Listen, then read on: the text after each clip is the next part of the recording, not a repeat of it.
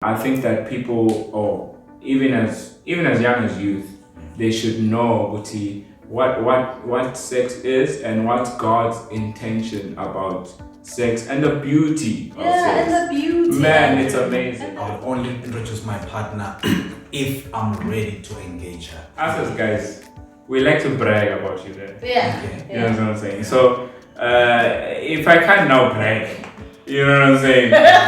Like, you defeat my pride, Loki. Like, you defeat my pride. Just not. Be careful. No, let's go back. I said what? I said physical attraction is important. Hello everyone, welcome back to the channel, a channel that is all for young Christian minds. If you're new here, thank you so much for joining the family. But if you're part of the family, I appreciate you. Anyway, as you can see, I'm with my two brothers here and we're going to talk about relationships and we're gonna get deep and talk everything, right? I'm so excited. I think they should introduce themselves again. My name is Mfumuzi Sibande. Hey everyone, my name is Andrew Masugu. Okay, so let's get right into it. And guys, let's be honest, right? Of course. Okay. Of course. First question. Do you believe in love at first sight? 100% believe in love at first sight. Yes, I do. Okay. I really believe that people are spiritual beings. So whenever you see somebody that is really what you're either looking for or who possesses the same energy that you do, or you have something very deep in common at that first sight, you are bound to connect. Okay. So yeah. Andrew? Definitely 100%. Definitely 100%. I definitely agree. You can have or you can experience love at first sight. I mean, Isaac experienced love at first sight. So hey, who are we? Okay. Can you forgive cheating? Yes, ma'am. Okay. Yes. You Where? can. Where in the dating season or marriage or both? Yeah, no, this is a deep one, eh? Okay, cool. I'm for both school of thoughts, yes and no, but if you are, I'd say I'd forgive cheating. Cheating, huh? Personally, yes, because once you understand and value the forgiveness that you have received, it is easier for you to extend the very same forgiveness. Okay. So it depends, Guti, how deep the love is. Okay. If the love is not as deep, you probably will not forgive cheating. Okay. But if the love is as deep, you'll be empowered, let me say, to forgive. Okay, moving. I think I can forgive it in marriage, but not in dating. I'm with you. Yeah, Okay. because in marriage, it's very difficult to throw something away. I mean, years of years of love and the kids as well. So, but in dating, it gives me a chance to see that it's not the person I want to get into marriage with. Yeah, I get that. Is there too fast in a Christian relationship, like when you're dating? Is there something like going too fast? Me? Yeah. Oh. I think too fast in the sense that, you know, when you are allowing the flesh to rule the relationship, it can be too fast in that manner. Okay. Too fast in experiencing things that probably you should be waiting. Okay. And then we put it like that. Yeah. Okay. Mosey? I strongly believe there is too fast, but not only from a Christianity aspect, but even just from a physical aspect. For instance, whereby you just met somebody and already, there's too much physical intimacy. It can harm a relationship. I'm talking from experience. When you get when things get physical, I'm not just talking about sex, but when there's too much physical intimacy and the communication is less, but too much smooching and touching and holding hands, it can harm the relationship, because there is no foundation with which the relationship is built upon. So from experience, I've learned that communicate first and get that foundation strong in terms of communication. and then the rest becomes easy and flows. Okay. Can you date a godly girl even if you're not physically attracted to her? Like she's all there when it comes to Christianity and she's just, but physically you're not really into her. Can you date her? You can, but not advisable. I would advise. Personally, would you do it? No. For me, no, because I'm for physical attraction. Okay. There has to be a physical attraction, Okay. because if there's no physical attraction, it means that there's going to be a gap. And the thing is, not that we want to focus too much on physical attraction, because there'll always be one girl that's more beautiful than the one that you are with. So relationship is not about physical attraction, but it has to be there. Yeah. Okay. Yeah, no, I've tried. I've noticed that I couldn't. For me, physical attraction is so big that I've met ladies with amazing character, great Christian life, but I don't even reach a point where I develop love for the person. Yeah. I think I love Gutisi Kumala because it's so honest, because the physical part of things, it is part of the whole relationship. That's right. So you can't just ignore that just because they are so spiritual, they can pray in tongues, they can worship, but like if I'm like cars, like I like cars. I think for me, if I can add that, is that what me and NJ, very soon we'll be posting posters. So there must be a balance, guys. There must be a balance. And I want to also add, Guti, men, they attraction first is physical. Yeah. Because they love by seeing. Yeah. Women love emotionally. Yeah. That's true. Does introducing a girl to your family mean you are serious about her and the relationship? Yes, ma'am. Okay. Yes, ma'am. I'm for that. But I'm for it when both of you guys know that, okay, this is what you want to do. Okay. And something that is beautiful, you don't want to hide it. Okay. Yeah. Ooh, that's good. Yeah. Yeah, I share the same sentiments as Andrew. I would only introduce my partner if I'm ready to engage her. Okay. So even if we're having a great relationship in dating, but I'm not sure about engaging her, I wouldn't introduce her. But the moment I know I want to marry her, that's when I can introduce her to my family. Okay. Yeah. Do you think the way you grew up can have an impact on the kind of a husband you're going to be? Yes, ma'am. Okay. Yes. Yes, I'm strongly for that. Just to give a background, the family that you're growing in is so important, because that lays a foundation for Uwena as an individual being. Characteristics that come from your father, that come from your mother are very important, because those are the building blocks for your uniqueness. Let me put it like that. Yeah, but I think before Umuzi answers, when personally, is there something that you see or kulibona that you are afraid with, you might just do it as a husband? I think that's a good question actually. So personally, I grew up in a broken home, if I can put it like that. My parents got divorced when I was like 13.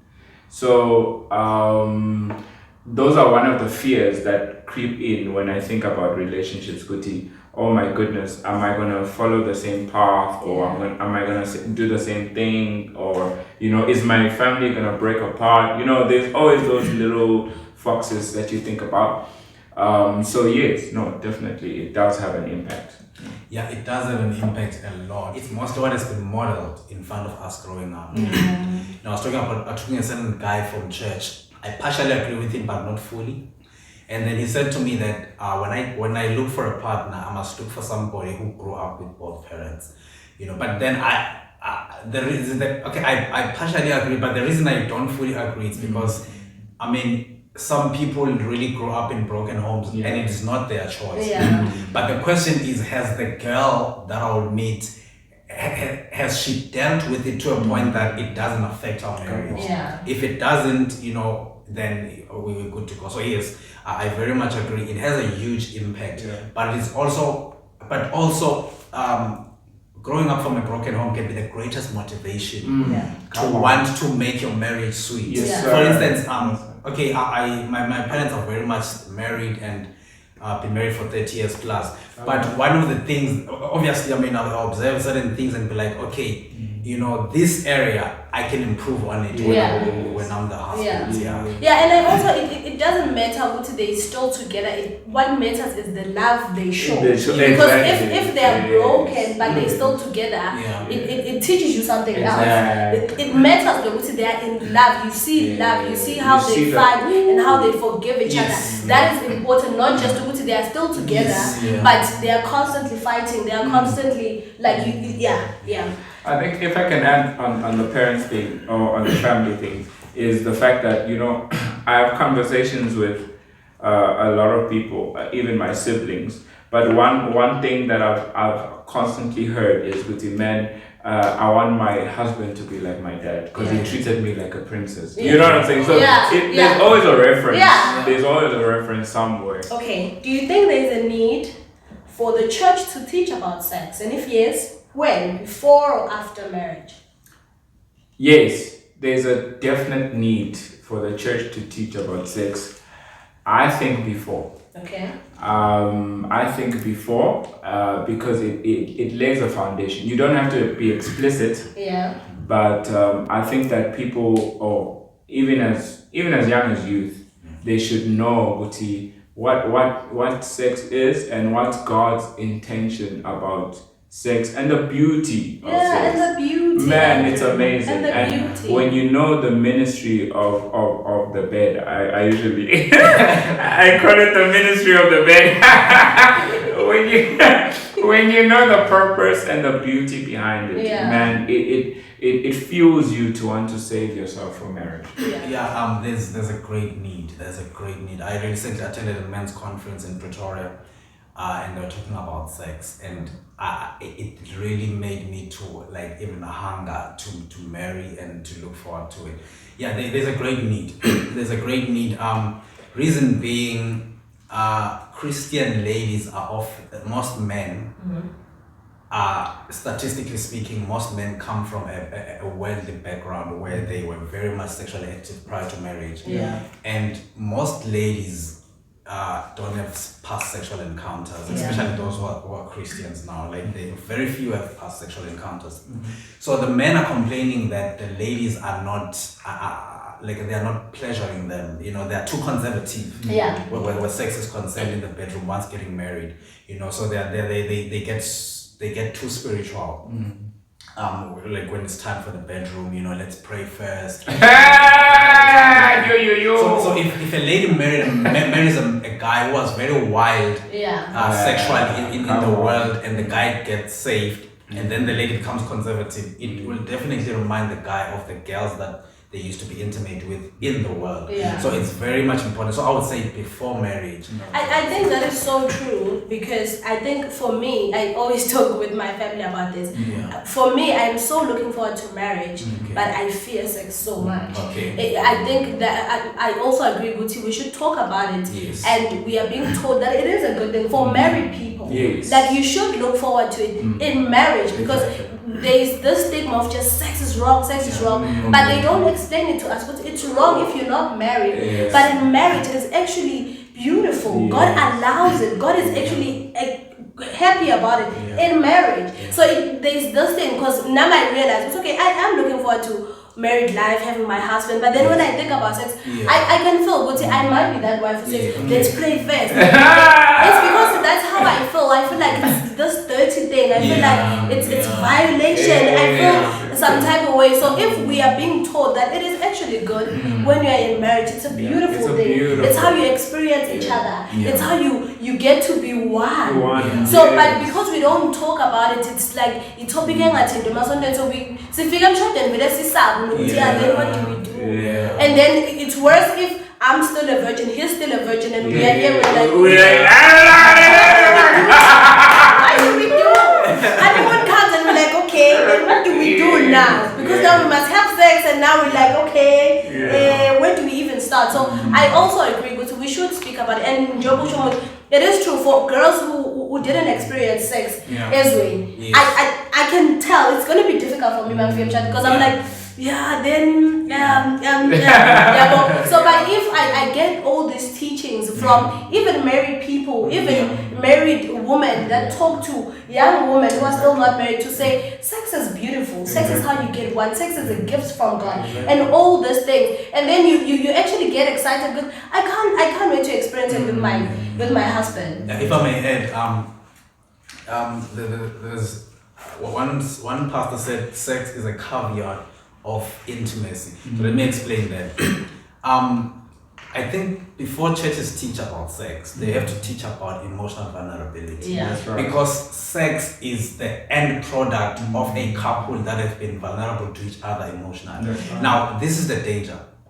It is almost impossible especially for a lady, because we guys, whether we are emotionally vulnerable or not, we're always ready to go. We're ready anytime. Yeah. But for ladies, it is extremely difficult to give themselves to somebody in marriage sexually, to somebody they have not been emotionally vulnerable to. Yeah. Because sex is a sign that the lady has emotionally given himself to the guy. Exactly. So that is why most ladies, after a sexual encounter, they are the ones that are broken the most, because the way they were designed is that they're able to only give themselves to a guy that they've been extremely emotionally vulnerable to. So sex is the highest form of intimacy in that it is.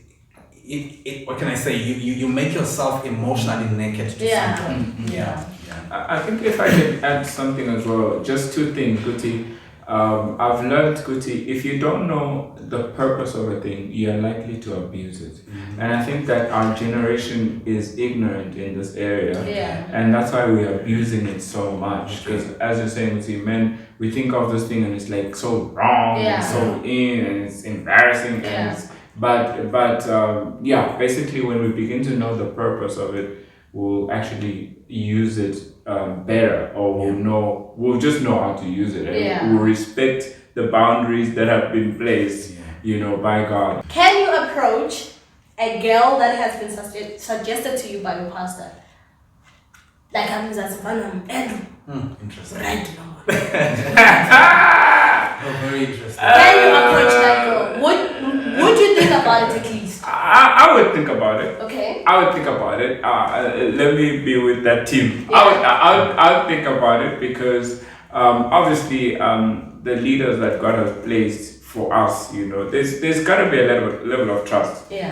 And also our pastors have our best interest at heart. I would believe. So definitely, I would think about it, pray about it. And if I like what I see, I would approach. Okay. Okay. So if she's if she's not, be careful. No, let's go back. I said what? I said physical attraction is important. I would. I've been a huge enemy of arranged marriage and arranged relationships. But lately, sometimes it differs. Sometimes they arrange you with somebody, and then just like in the world they do arrange, they would they call it blind dates. And sometimes they arrange the two people, and then you see the person for the first time, and your heart just skips and races 100 miles. So I'm now a big fan of arranged. I mean, I think because maybe it's not figure party married, but just the pastor suggesting to me, but just thinking about it, I might just see the person that I didn't notice. I might be like, okay. Exactly, I'm with you. So you might find something there. You might. What is the best and worst thing about being a Christian young man?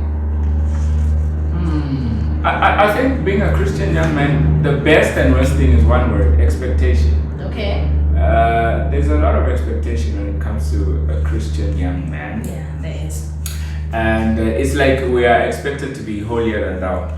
and also we expected that we are supermen and we don't, struggle with the flesh at some point. But I think leaning slightly on the best is that there's a certain understanding that you begin to have about God, and because you have that understanding, you have an understanding about yourself and about where you're going. I think that's the best for me. Being a Christian guy is that you have purpose and you know what you're here for, and you do what God has called you to do.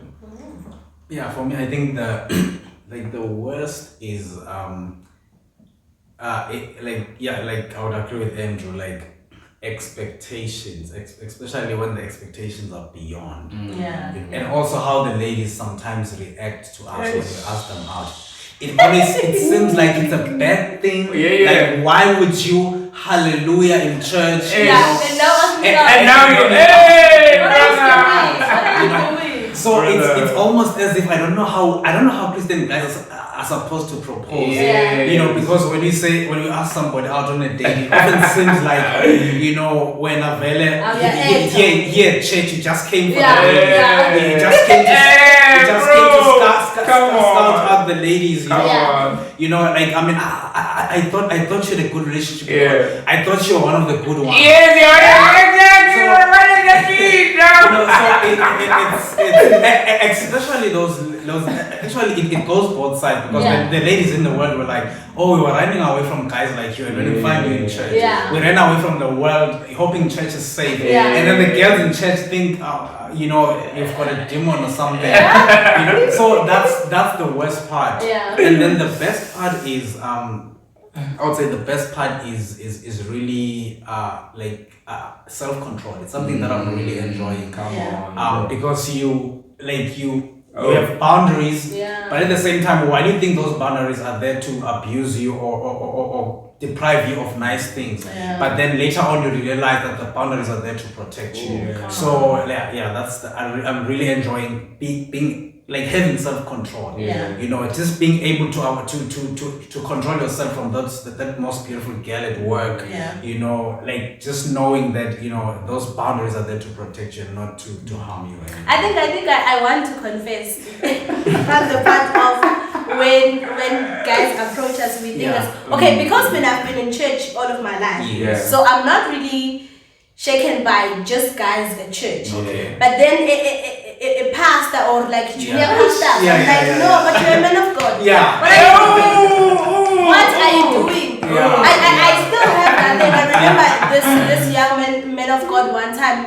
He approached me in a very calm way. He was like, "Can I have lunch with you?" I'm like, "No, no, you were powerful there." Stay there. You're faking. You're stepping out of the anointing. Which is just the weirdest thing, because at the end of the day, so how are you supposed to get married if you don't ask us out? Exactly. And then at the end of the day, we do complain. Something about Tata. But then they approach us with a guy, and what are you doing? Yeah. So I don't know. It's a little confusing there, because I don't know. We do feel a certain way with Taibo.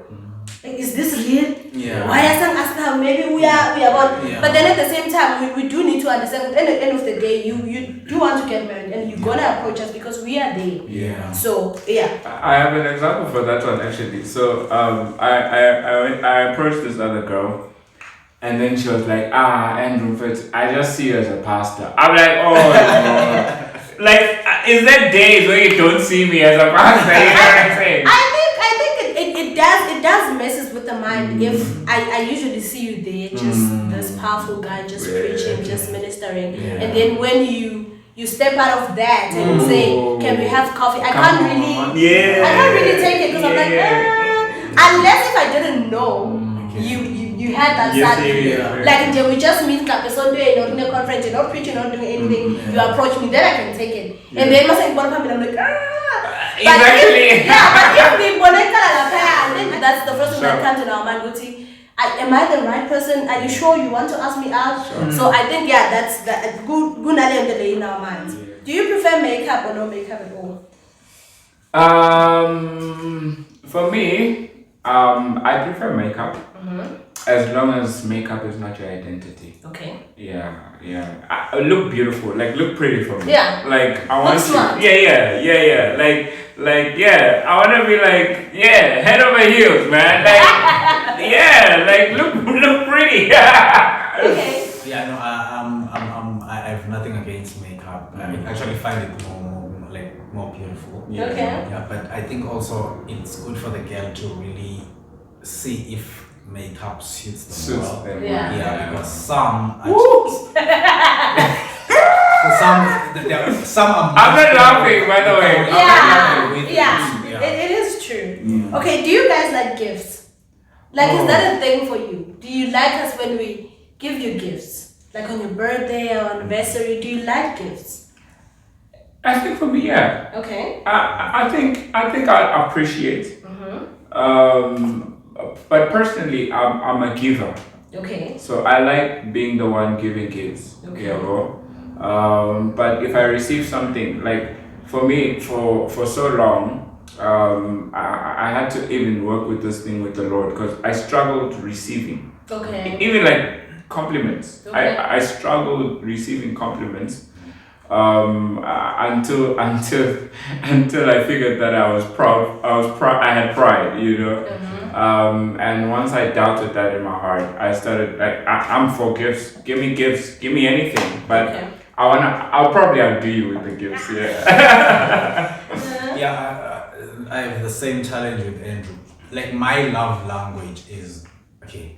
What can I say? Okay, I wouldn't call it a love language. My best expression to a girl that I like is gifts. You know. So I remember one of my biggest struggles was in university where I was dating a certain lady, and that lady was an extreme giver. You know, of which I happen to be one as well. So that girl would literally take her whole money. She wouldn't tell me it's her whole money, and it would take me out on numerous outings where she would pay for the meal. And I struggled with that because I wanted to be the one getting the bill. I wanted to be the one buying gifts. She was an extravagant giver. Like I'd never in my life met somebody like that. I think when it comes to dates, I think you guys, half of you do struggle with us paying. What is up with that? Because like I think if you said maybe you say nobody, can I take you out? You can pay, it's fine. But when I say Andrew, can I take you out? Like, can I take you to the movies? I want to pay.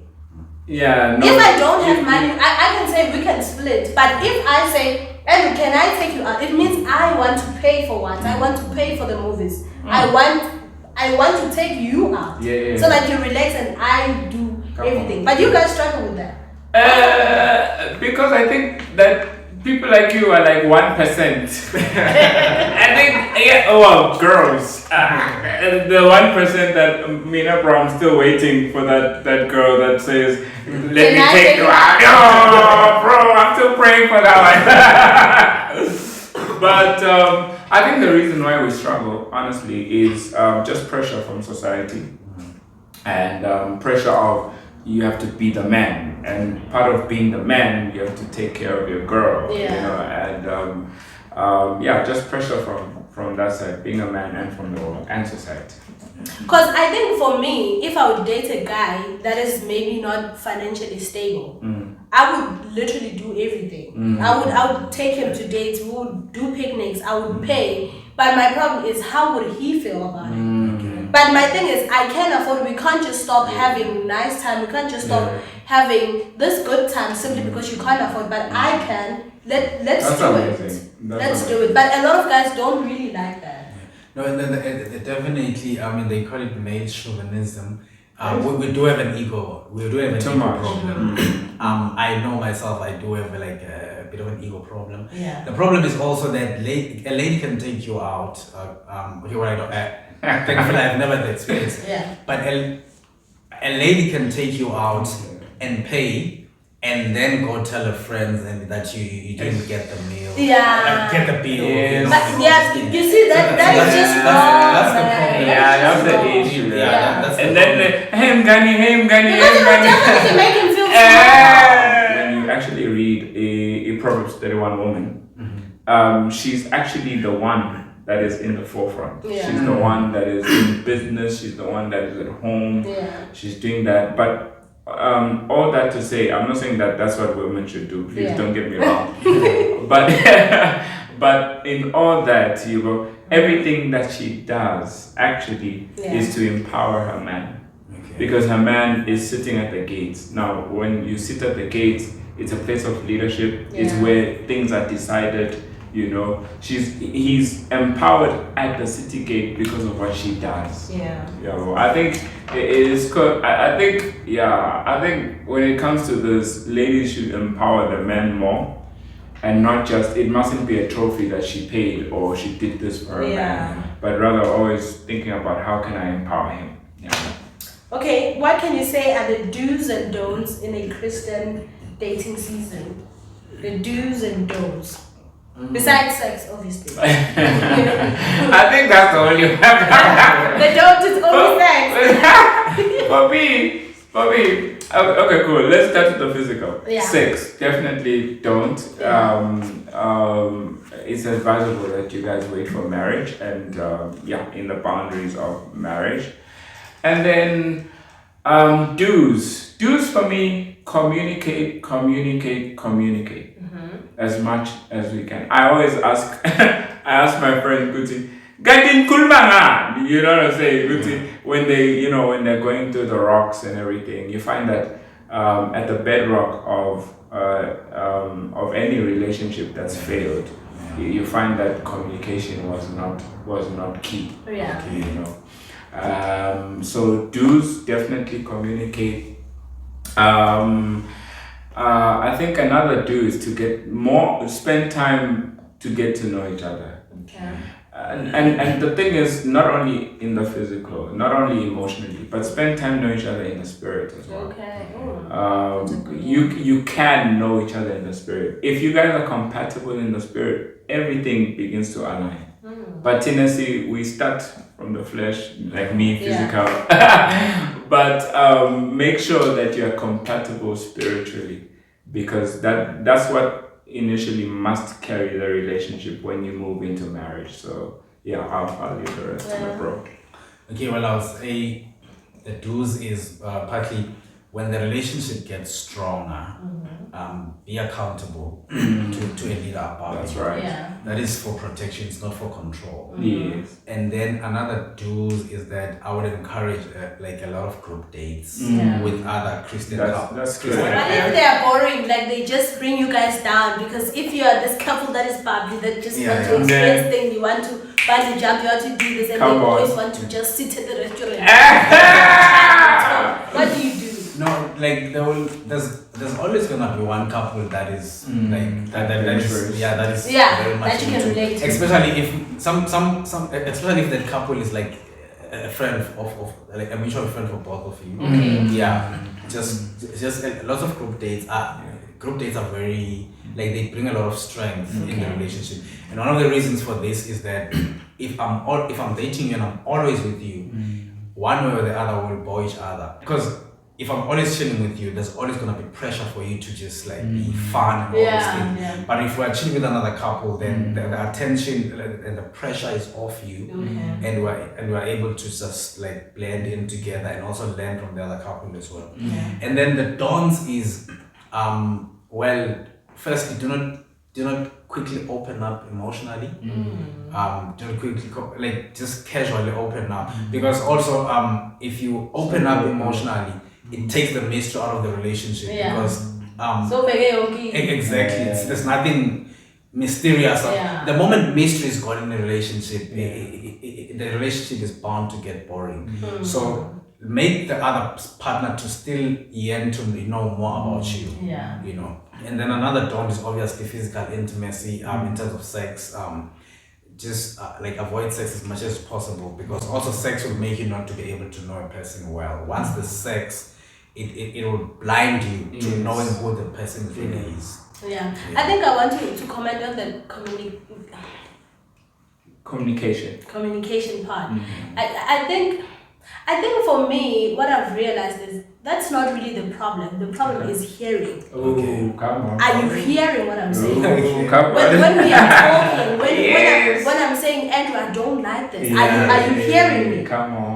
Because the hearing I'll see by actions. Oh, that's you so actually good. hearing me. That's when we That's get so good in communicating because you listen and you hear and then you act. But if I'm just using words and there's nothing that you get, I think that's where communication is not really good. Yeah. Because for me, communication is when you are hearing. Are you hearing me? Are you? That's Am I hearing so you? good. When you are telling me something, no, I don't really like this. Yeah. Am I hearing you? Okay. Am I not just hearing the words which we actually do and okay, I'm sorry, and then we move, but am I hearing? Yeah. Am I getting what's how deep is this? It is sugar, how deep it is, how Come hurtful on. it was to him. Yeah. Am I hearing? So for me, communication I've realized it's the hearing It's the part. hearing. And like we are more in the Yeah. yeah. I think if I can communicate on that, communicate. If I can, You communicate. if I can give an example, I was also in a relationship, and for me, so what the lady communicated was the same thing with you. Okay, Andrew, I did not like this, or I don't like this. Okay. But what I heard is, Andrew, you don't love me. Do you understand what I'm saying? Like the It's the interpretation hearing part, in my head. Yeah. I heard Guti. She says I don't love her. Yeah. Kanti, what she's saying is that she doesn't like 1, 2, and 3. Yeah. You know what I'm saying? And she was communicating where she was at. She Yeah. was not saying she doesn't love me. Yeah. I interpreted as she doesn't love me. And the communication is good in that moment where you're like, are you saying I don't love you? Yeah. And she's like, no, that's not what I'm saying. Yeah. That's when you know you are good, because if I'm saying something and you're hearing something, you should ask me, is this really what you're saying? Then I'm able to say, no, that's not what I'm saying. Come on. I'm just saying I don't like 1, 2, and 3. Yeah. But I realize that you love me, but 1, 2, and 3 hurts me. Yeah. So I think And also, if you say go to Uyantanda, you will tell me what you don't like. Exactly. You don't have to hide what you don't Exactly. like. As a Christian guy, do you care how your girlfriend dresses? Yes. Hey! Oh my goodness. This is not a pastor session, but it's a Christian guy session, so we'll leave that one. But I would. I care how my lady one day will dress. Yeah. I think it's not about. I wouldn't expect her now to wear long dresses every day. I'll be put off. I'll be really put off. Coming back to physical attraction, I think look good, look pretty, but don't expose too much. Yeah. There's just some parts of you that I'm very jealous of. Yeah. Exactly. I think that is just so real to say. Like I'm jealous of you showing that as your person. Yeah. Like that's okay to say. It's not controlling. No. But I'm just saying, as your person, I would like for you not to show that part. Yeah. Yeah, I share the same sentiments. Like, just look beautiful. But that's why for me, like getting a lady with class for me is everything. Yeah. Come on. Everything. It's only now later in my life that I'm realizing how much important it is to get a classy lady to date. Yeah. Because somebody with class, you won't even have to sit the person down and be like, I don't like. I don't like. Like they would just know. A classy lady just knows how to dress in a respectable way, but still look beautiful. Yeah. And not look old while they're still young. Yeah. So like a lady with. So for me, like it does matter. And that is why for me, it's not negotiable to get a lady with class. Yeah. The reason why is because us as guys, we like to brag about you there. Yeah. Okay. You know what I'm saying? So if I can't now brag, you know what I'm saying? Like you defeat my pride, Loki. Like you defeat my pride, Loki. Like I wanna brag, I wanna speak about you guys. Not really speak, but be like, oh man, guys, I'm dating the most, amazing. You guys got nothing on me. You know what I'm saying? Do you mind your girlfriend having a lot of guy friends? I don't mind at all. I think I'm very secure. Okay. I'm very secure, yeah. I'm very secure in Basically, I'm secure. I don't mind. There's a secure person. I'm secure. She can have as many guy friends as she wants. Yeah. Okay. Yeah. As long as those guys respect our boundaries, that's all. Okay. Okay, for me, I only mind if she spends a lot of time with them than me. Okay. You know, and also I also mind if she confides in the guy more than she confides with me. Yeah. You know, and also, I mean, there's danger in a lady confiding to a guy friend. The way affairs are born, like extramarital affairs or like affairs like prior to marriage, they come into being, is through emotional vulnerability. It starts there. Yeah. It's when it's when you and I have a disagreement, and then you go and confide in Andrew, and then Andrew says you deserve better. Yeah, yes. And then you start to see It's not treating you right. I do deserve better. Ask any marriage counselor, pastor, or marriage counselors in the world. They will tell you it always, okay, not always, but 90% of the time, it starts by emotional vulnerability. Yeah. It's when you feel free to be vulnerable emotionally with Andrew, your friend, than me, your husband, or your boyfriend. So the moment you feel free, and Andrew affirms you in a way that I don't, you know, and Andrew gives you compliments that I don't, you know, affairs are upon the way. So for me, if I have the security that she confides in me more than Andrew, and also she spends time with me more than Andrew, you know, and also she becomes accountable. Oh, I'm going to chill with Andrew. If there's always communication that I'm with Andrew, you know, like then I would not mind. Like, I think I want to comment with your party, my compliments, because I was someone, now I'm getting back, I was someone who had a lot of girlfriends, a lot. I were a lot. So I would notice guys who are approaching me like they don't like that. Okay. And I would realize that my guy friend do give me a lot of compliments more than the guys that are approaching me. Yeah. And I think for them it's easier to me because I'm a friend, but they also don't do it to their girlfriends. So it's a little tricky there. So it can get messy because if I did this new hairstyle and then I go to my boyfriend and he's not saying anything, and then I get to my guy friend, he's like, no, yeah, you're on fire. And I'm like, no, so it's those little things that you notice good together. Having guy friends can be a little bad because you tend to compare. Yes. You tend to compare your guy friends and they obviously can't be the same because Mhlapumundaka is not really that person that noticed. And your guy friend will notice. So now you compare them like, but who's your two less? But who's your top and ten of your accent? And I'm just thinking about Lucy. Oh my goodness. Oh my goodness, because I think with guy friends we tend to be like see open up too much, like you said, see open up too much because when you best social like uzomanga less and thing and Andrew I'm actually getting more. I'm like that's wrong. That's what because you're on fire. I don't understand. Can't you see me?